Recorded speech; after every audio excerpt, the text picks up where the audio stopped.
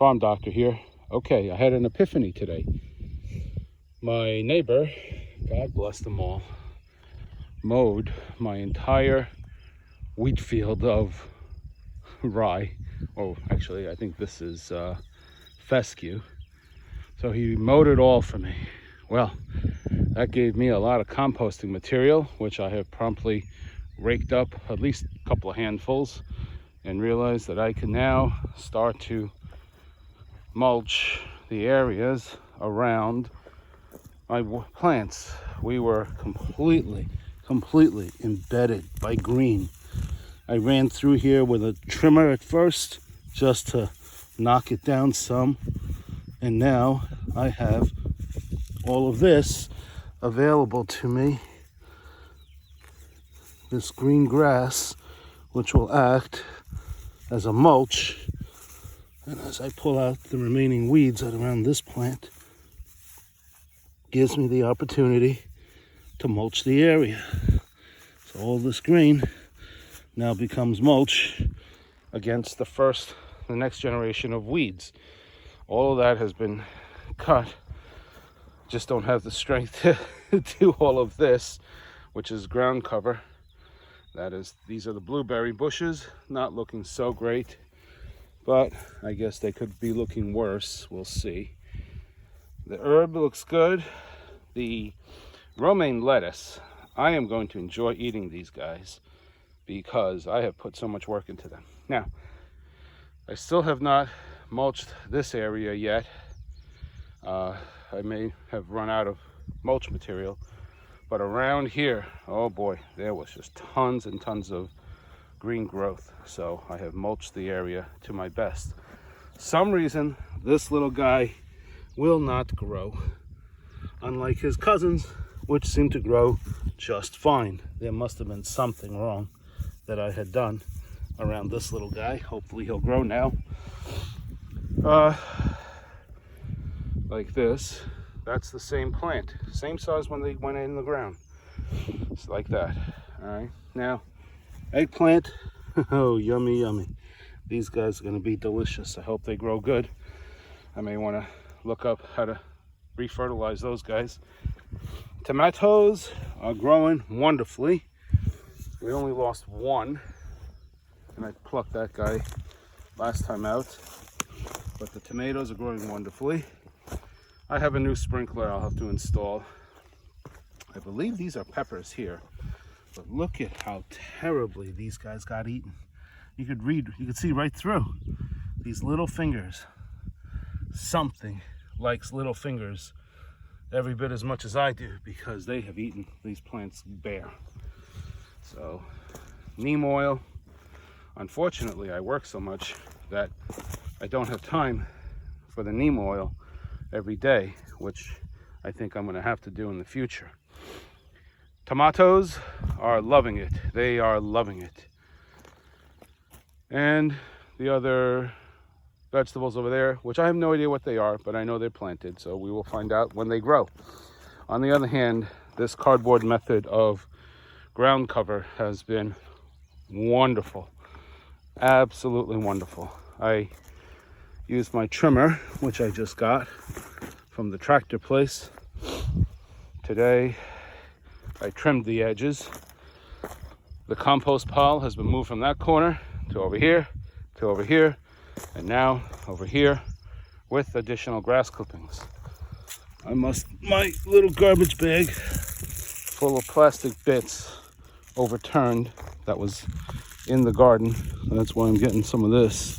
So I'm going to be doing a lot of hand picking in the near future. But this is all former compost material. And look at that. Look at that. See that? It's composting. Nice. So, yeah, we'll have to get all those white bits, those bleached white papers. In the future, we'll cut them. We'll shred them before we get them out. I learned what these guys are today. These are thistles. They apparently grow so deep, it's near impossible to get the weeds out, except with a sharp tooth, whatchamacallit. Oh my goodness. I got this thing jammed in there.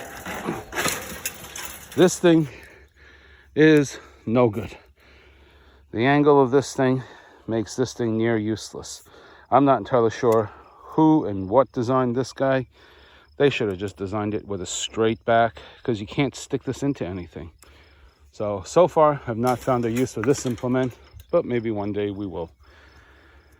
I found a whole bunch of additional rods here that we can use to plant tomatoes in the future. Found some more hang material. I believe these are these are grounding rods here that were not grounded. I guess they did not electrify their fence either.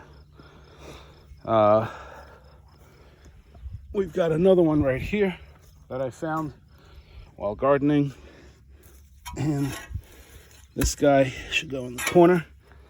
This is to hold the fencing up, this one here. So now we've got additional one more, and we could actually make a new bed if we needed to, right? For the edges. All these thistles are growing back. I'm gonna leave them for now. When I get the tractor, blade will just tear the whole thing up. The blade will just whoosh, whoosh, whoosh. Then the epiphany. The garden over here is taking a lot of work to lift, to bend over, and then it occurred to me, I've been planning to put a raised garden bed up there anyways. So next year, this will become the cornfield. This is already proof against deer. I may choose to electrify it or not, but this is already proof against raccoons, deer, skunks, squirrels, whatever. I could just electrify that fence. Well, we'll have to take those metal stakes out, but we can electrify this fence with very little work. Then, my next year, this whole field will be corn.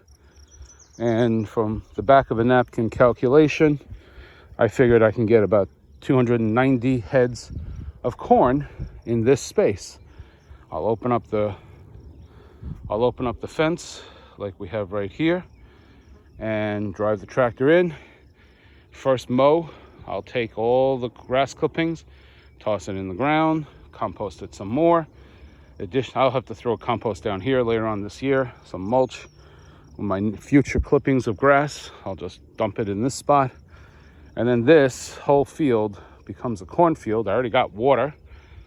I can just water it right here on site. So this will be the future corn. Instead of bending over for vegetables here, I'll have it up there, and maybe right by the base of the steps over there. I have some thoughts as to what to do. I have the leach field down there, which I can't go after the septic tank, but before the septic tank, around the edges, I think maybe a little awning cover or maybe a gazebo cover, followed by raised garden bed up there. And then wintertime, you could harvest crops. I could put some more up there right around the edges of the house. Again, we'll do by the house, we'll have more gazebo space, and around the edges of the gazebo, defining that edge, will be more raised garden beds. Then over here, we could put the orchard, or we could put the orchard down there. I like down there because it just looks more inviting.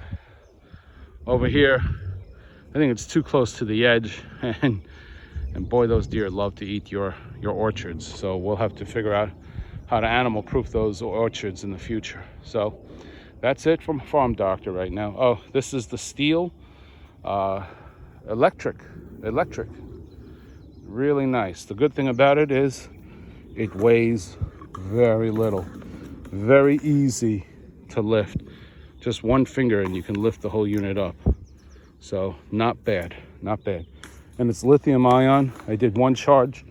It charged in about 20 or 30 minutes, I think, although I left it in there for an hour or two. and it was fully charged. I've been using it for about a day and a half already, about 20-30 minutes, 40 minutes of use, and still has plenty of charge left. So I'll figure out how much time I've used on it, and I'll report back in the future. That's it. Farm Doctor out.